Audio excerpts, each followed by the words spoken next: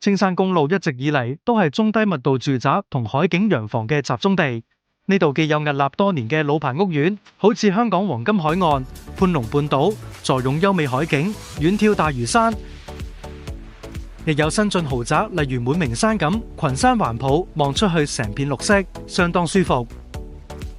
對於嚮往寧靜、想遠離煩囂、享受生活嘅人嚟講，呢度真係一個理想之選。加上近年港珠澳大橋同屯赤隧道開通咗，羅湖機場同大灣區話咁快就到，配合埋北部都會區發展，升值潛力都俾人睇高一線。首集我哋嚟到香港黃金海岸，屋苑坐落青山灣畔，對面望住龍珠島，坐擁一望無際嘅黃金海岸遊艇會及青山灣海景，景色壯麗怡人。建築設計靈感源自澳洲黃金海岸度假式洋房，糅合地中海、西班牙嘅歐陸情調同埋美國加州嘅豪邁風格。屋苑提供2房及3房戶型。黃金海岸住宅群呢個屋苑呢，係我哋區內配套發展比較成熟嘅屋苑之一。咁呢度最大嘅優勢呢，就係一落樓下就嚟到我而家身處呢個黃金海岸商場㗎啦。咁呢度有齊晒各式各樣嘅中西美食，咁而且仲有 Marketplace 呢間超市。咁所以如果你話飲食同埋購物嘅話呢，其實喺呢個屋苑都會有齊晒㗎啦。咁所以呢一個優點呢，係其他屋苑媲美唔到嘅。咁再加上呢一度呢，非常之鄰近黃金海岸嘅沙灘啦、遊艇會同埋酒店。咁所以有時如果大家放假嘅時候都唔使特登去到出邊，都有各式各樣嘅休閒消遣活動㗎啦。屋苑擁有超過50萬尺綠化空間，其中嘅熱帶園林種植多種植物，更設有蝴蝶園，住戶可以每日漫步其中，享受悠閒自然。設施方面亦都應有盡有，包括泳池、桑拿、保齡球場以及高爾夫球練習場等，打造如同度假般嘅生活享受。咁不過始終呢個屋苑呢，就由90年代開始入伙，咁所以呢，如果購入呢個屋苑之後呢，咁其實都有機會要預備一筆維修嘅費用嘅。雖然樓齡大係個缺點，但係嗰一帶嘅屋苑入面，黃金海岸係望到海景嘅屋苑之中，入場價最平嘅一個。第二站我哋嚟到愛琴海岸，屋苑坐落於掃管笏，鄰近黃金海岸，擁有背山面海嘅優勢，遠眺悅目嘅海景同開揚山景。屋苑2002年起入伙，由7座大廈組成，間隔包括2至3房，會所規模超過30萬尺，設計以自然光同園林為主題，營造悠閒嘅度假氛圍。愛琴海岸呢，其實由新鴻基牽頭發展嘅，總共提供1624個單位，間隔戶型就主要提供2房同3房。咁呢度個屋苑最大嘅賣點呢，就係可以望到一個非常廣闊嘅遊艇會海景，係深受一啲中意海景嘅買家歡迎㗎。咁而且屋苑本身亦都會有商場、會有超市同埋會所，亦都會有餐廳。咁所以非常之受到家庭嘅客人呢追捧嘅。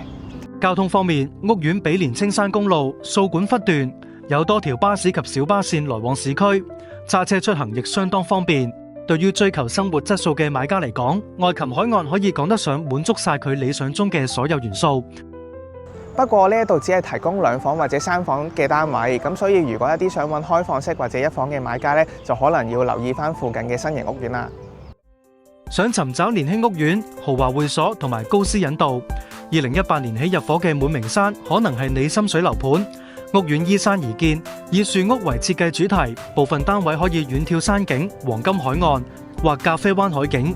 滿名山呢係由嘉里建設發展，係區內一個比較新型嘅屋苑嚟嘅，分為滿庭、明庭同三庭3個區域，而裡面嘅間隔可以提供開放式單位至到洋房都會有㗎。咁加上呢度非常之鄰近哈羅國際學校啦，咁同埋珠海書院，所以會比較受到中產人士同埋外籍人士嘅追捧，所以租務需求都非常暢旺㗎。而且屋苑嘅會所配套設施都比較完善，本身亦都會有餐廳，咁所以大家唔使特登走出去買餸都可以落到去食到飯㗎啦。咁而且本身屋苑亦都會有 shuttle bus 可以出入返屯門西鐵站嘅，所以大家出入都非常方便嘅。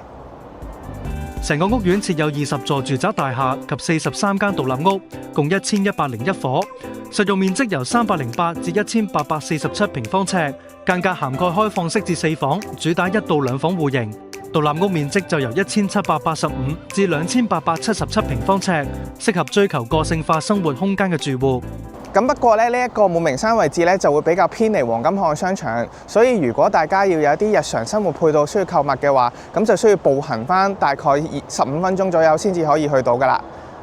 最後介紹嘅係隱世豪宅蟠龍半島，呢個係青山公路嘅老牌豪宅之一，1982年入伙，由86座物業組成，共提供114伙，當中洋房共有40座，分為 A 型，約實用面積2349平方尺嘅獨立屋，以及 B 型，約1687平方尺嘅孖屋，普遍係3房套或4房設計。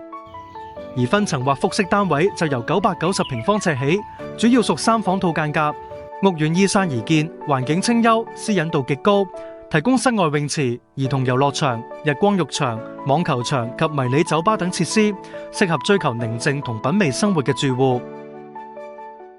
蟠龍半島咧係一個隱世嘅低密度豪宅嚟嘅，由新鴻基發展，單位提供由1000尺至到獨立洋房都會有，而且獨立屋咧都會連埋一個特大嘅花園㗎，咁所以對於一啲追求私隱度同埋戶外空間嘅買家咧就非常適合啦。不過始終屋苑都係一個比較老牌嘅屋苑啦，所以都要考慮一下維修嘅費用嘅。其實青山公路咧早前已經完成咗道路擴闊工程，舒緩咗一啲交通擠塞嘅問題，再加上已經通車嘅屯門至赤鱲角連接路，其實多咗好多唔同嘅機組人員咧係租我哋呢個區域嘅。咁再加上最大嘅發展咧，就係講緊政府而家落實咗興建11號幹線，咁將會喺2033年或之前通車。咁到時呢一條幹線通車之後咧，會比起現時出市區快25分鐘㗎。再加上咧，其實而家政府咧銳意發展北部都會區，咁所以其實我哋呢個區域咧好適合打造成一個北部都會區嘅後花園㗎，因為我哋呢一度擁有沙灘、酒店、遊艇會同埋一個好長嘅天然海岸線，咁所以其實好適合一啲追求高端生活嘅人士咧去居住㗎。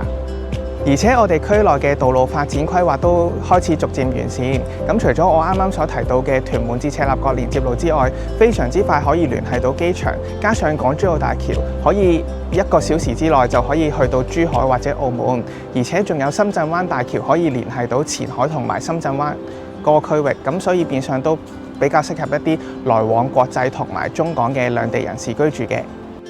總括嚟講，屯門青山公路沿線選擇相當多元化，好似頭先講到嘅香港黃金海岸以及愛琴海岸，交通方便之餘，配套又齊，